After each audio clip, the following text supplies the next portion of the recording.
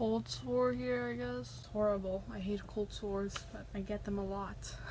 I'm actually not sure if by doing this review video, it's actually too late into the season to be doing it. I don't know. I'm going to be doing it anyway. Hey guys, it's Mimi1239 here. First thing that I just want to say is thank you guys so much for getting me to 130 subscribers. I was not expecting to get this far already. Just thank you guys so much.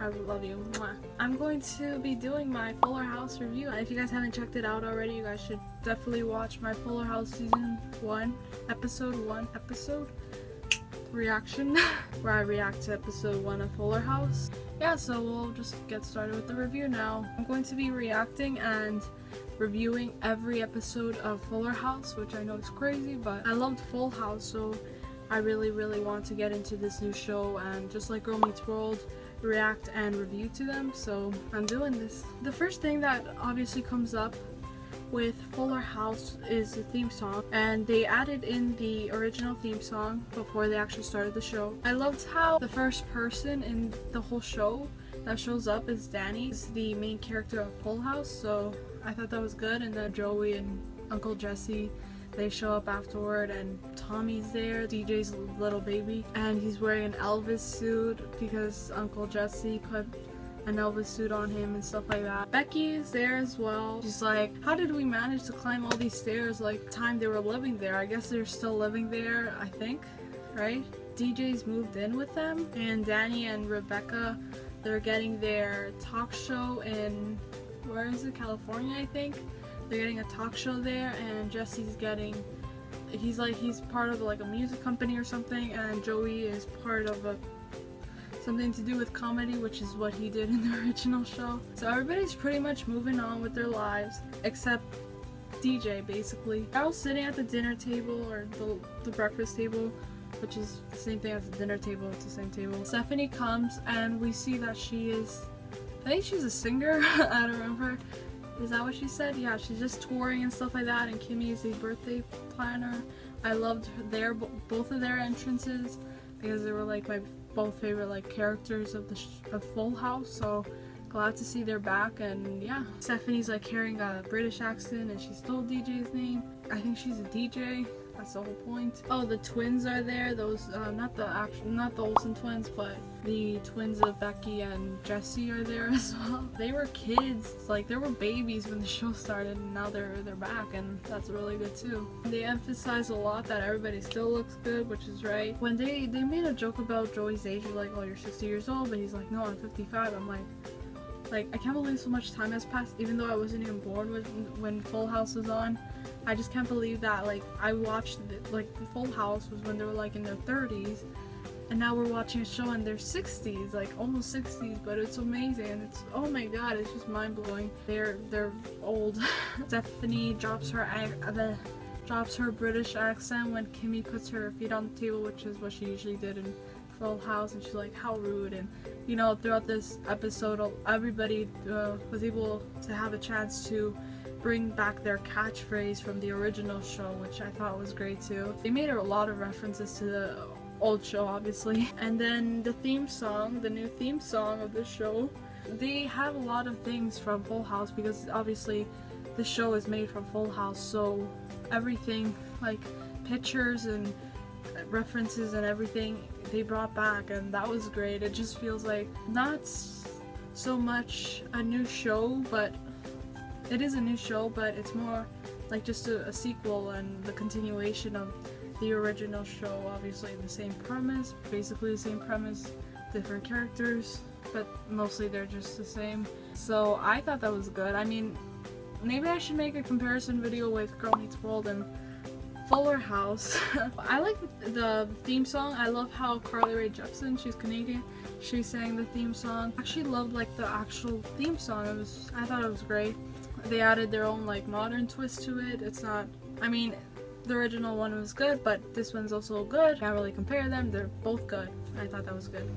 A lot of old pictures that we saw from the original show is in the theme song. Stephanie and DJ are getting ready for their going away party for the old gang. So Danny, Joey, Jesse, and Becky, they're moving out of the house and stuff like that. They make a lot of jokes, blah blah blah. Danny thanks Joey and Jesse for everything that they've done, like helping raise his kids after his wife died. Pam, Mr. Woodchuck made Tommy cry, which I was like, okay, this is actually gonna happen. Like, that was like for sure gonna happen. Like, I would be frightened too if I was a baby. DJ explains that her husband died as a firefighter saving someone or something. He died at work. She's been, you know, having to deal with being a single mother now, being a widow, and having to raise 3 kids, and she doesn't know what to do, and it's really hard for her. So that's a scary thought. Like, imagine you were like with 3 kids and your husband dies and you don't have any support. Like,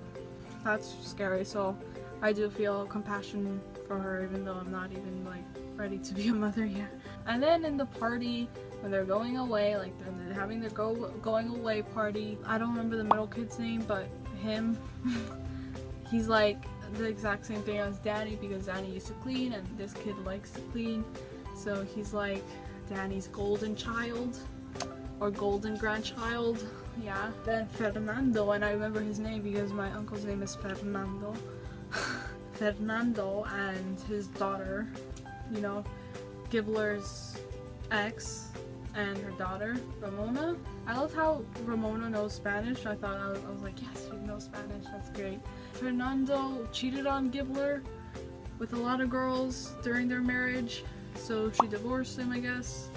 And then he's like, oh, I want you back or something. I think that's what happened. Ramona stays with Gibbler. They're at the party, and I forgot the kid's name. I don't know, but DJ's oldest son, he's like, oh, I'm never gonna forgive Ramona for whatever they did when they were kids. She did something bad, and when they were like at a birthday or something, so I have to watch the episode again. I've only watched it once. There's a rivalry between them, and I know that people are already shipping them, even though they're only like 13, which is kind of weird, but even I'm starting to ship them. I don't know why. I don't know. This is just like us, like human nature to ship people. Like, I'm easier to ship like people that are not from Girl Meets World together. I don't know why. I can ship like anybody else, but people in Girl Meets World, I just cannot choose like an actual ship. I don't know why. They do dancing, and then Steve gets there and he's like eating everything off the table. And so he has a dog. He has Comet Jr., right? Comet Jr.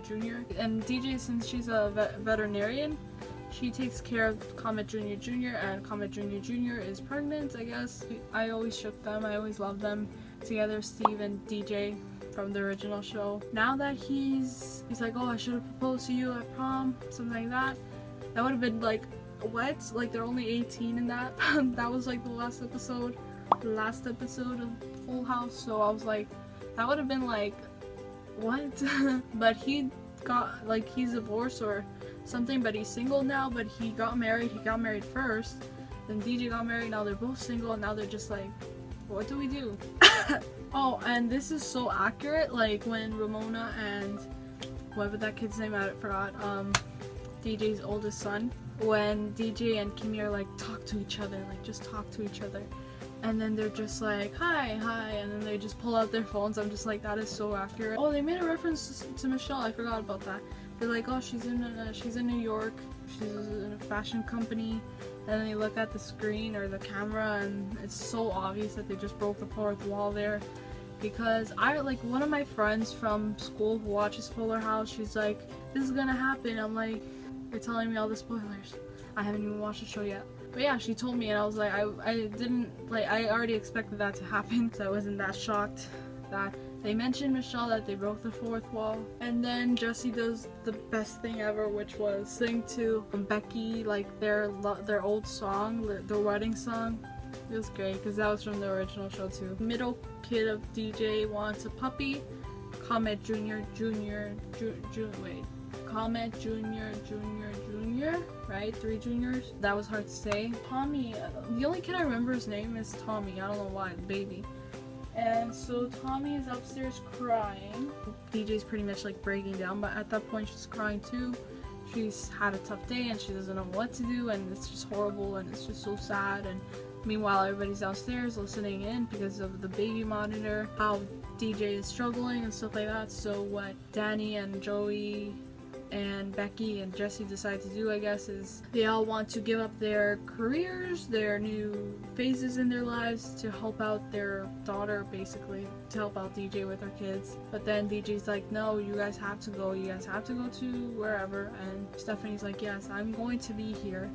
She's like, I'm going to be the one that drops everything, that clears up her schedule, and I'm gonna stay. Then Kimmy's like, I'm gonna stay too. We're all gonna stay. It's just the three of us. And then Stephanie's like, no, you don't have to do that. There's no way that I'm gonna let you do that. But she still does it anyway. Kimmy's like to DJ, don't tell Ramona that we're gonna be here, that we're gonna be living here, because she's gonna be so upset and stuff like that. And I can't wait to see that in the second episode, that she's gonna be upset. I'm sorry. We know that she's gonna be upset. Like, she doesn't want to live with, you know, DJ and her kids. And then the best, like, one of the best parts of this entire episode is when they put in the scene from the first episode of Full House of when they're doing the Flintstones theme song and they're singing around Michelle.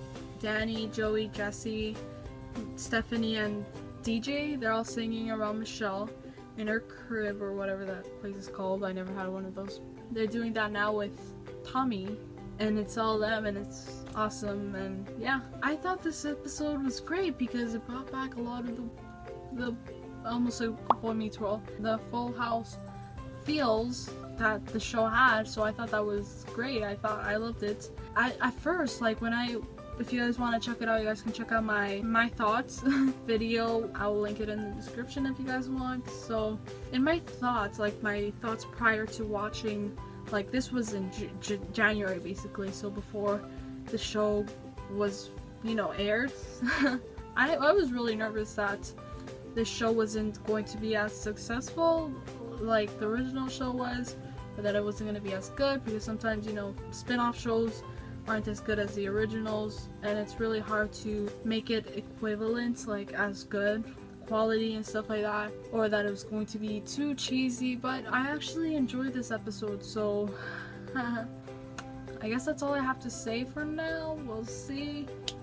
My favorite moment in this episode has to be the interactions between the kids. I think that was pretty good. I don't want to really compare this to Girl Meets World, but I think these kids they don't overdo it.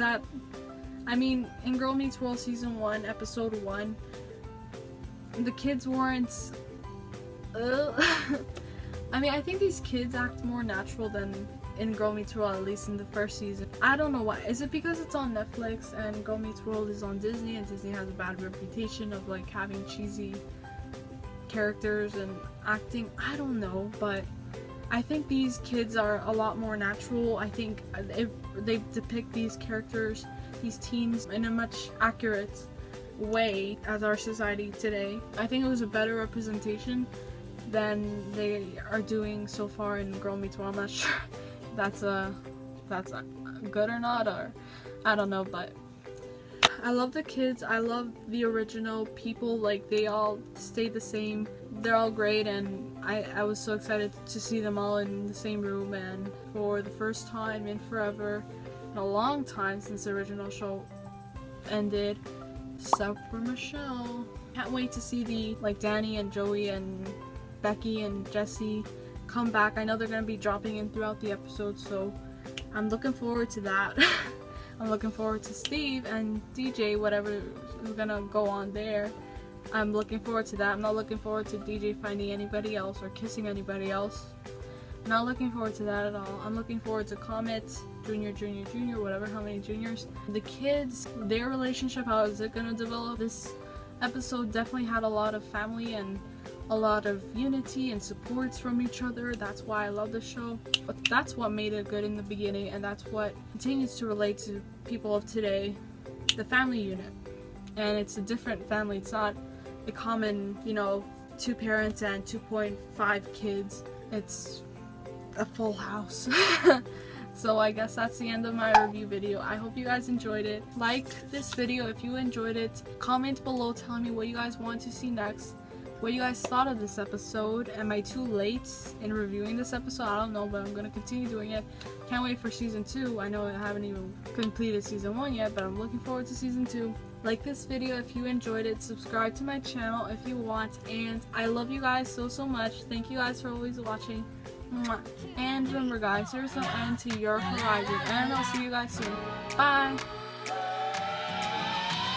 Whatever happened to predictability?